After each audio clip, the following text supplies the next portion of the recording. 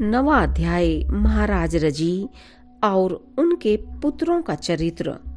श्री पराशर जी बोले, रजी के अतुलित बल पराक्रमशाली 500 पुत्र थे। एक बार देवासुर संग्राम के आरंभ में एक दूसरे को मारने की इच्छा वाले देवता और दैत्यों ने ब्रह्मा जी के पास जाकर पूछा, भगवान, हम दोनों के पारस्परिक कलह में कौन सा पक्ष जीतेगा? तब भगवान ब्रह्मा जी बोले, जिस पक्ष की ओर से राजा रजी शस्त्र धारण कर युद्ध करेगा उसी पक्ष की विजय होगी।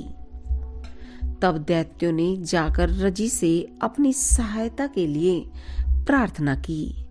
इस पर रजी बोले, यदि देवताओं को जीतने पर मैं आप लोगों का इंद्र हो सकूं तो आपके पक्ष में लड़ सकता हूं।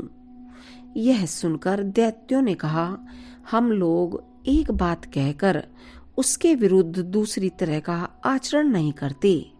हमारे इंद्र तो प्रहलाद जी हैं और उन्हीं के लिए हमारा यह संपूर्ण उद्योग है।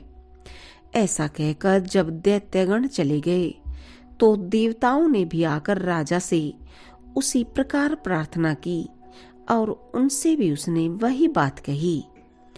तब देवताओं ने यह कहकर कि आप ही हमारे इंद्र होंगे, उसकी बात स्वीकार कर ली। अतः रजी ने देवसेना की सहायता करते हुए अनेक महान अस्त्रों से दैत्यों की संपूर्ण सेना नष्ट कर दी। तदंतर शत्रु पक्ष को जीत चुकने पर देवराज इंद्र ने रजी के दोनों चरणों को अपने मस्तक पर रखकर कहा, भय से रक्षा करने और अन्नदान देने के कारण आप हमारे पिता हैं। आप संपूर्ण लोकों में सर्वोत्तम हैं, क्योंकि मैं त्रिलोकेंद्र आपका पुत्र हूँ। इस पर राजा ने हंसकर कहा, अच्छा, ऐसा ही सही। शत्रु पक्ष की भी नाना प्रकार की चाटू वाक्य युक्त अनुनय विनय का अतिक्रमण करना उचित नहीं होता। फिर स्व पक्ष की तो बात ही क्या है। ऐसा कहकर वे अपनी राजधानी को चले गए। इस प्रकार शतक्रतु ही इंद्र पद पर स्थित हुआ। पीछे रजी के स्वर्गवासी होने पर देव ऋषि नारद जी की प्रेरणा से रजी के पुत्रों ने अपने पिता के पुत्र भाव को प्राप्त हुए शतक्रतु से व्यवहार के अनुसार अपने पिता का राज्य मांगा। किंतु जब उसने न दिया तो उन महाबलवान रजी पुत्रों ने इंद्र को जीतकर स्वयं ही इंद्र पद का भोग किया।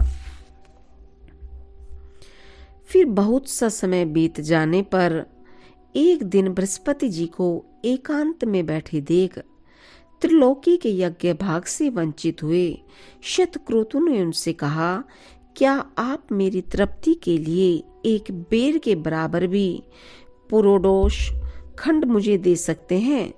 उनके ऐसा कहने पर बृहस्पति जी बोले, यदि ऐसा है तो पहले ही तुमने मुझसे क्यों नहीं कहा?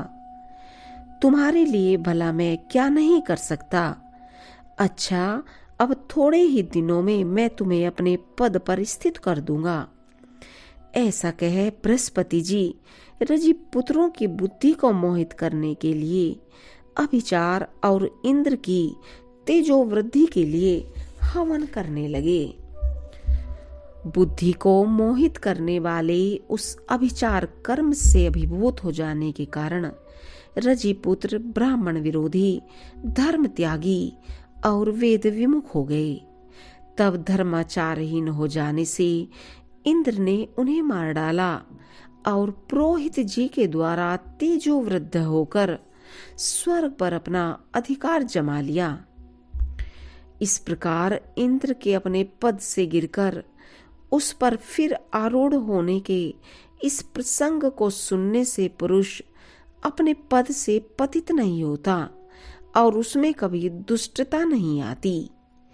आयु का दूसरा पुत्र रंभ संतानहीन हुआ।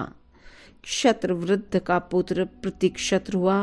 प्रतिक्षत्र का संजय, संजय का जय, जय का विजय, विजय का कृत, कृत का हर्यधन, हर्यधन का सहदेव, सहदेव का अदीन, अदीन का जैतसेन, जैतसेन का संस्कृति और संस्कृति का पुत्र क्षत्रधर्मा हुआ।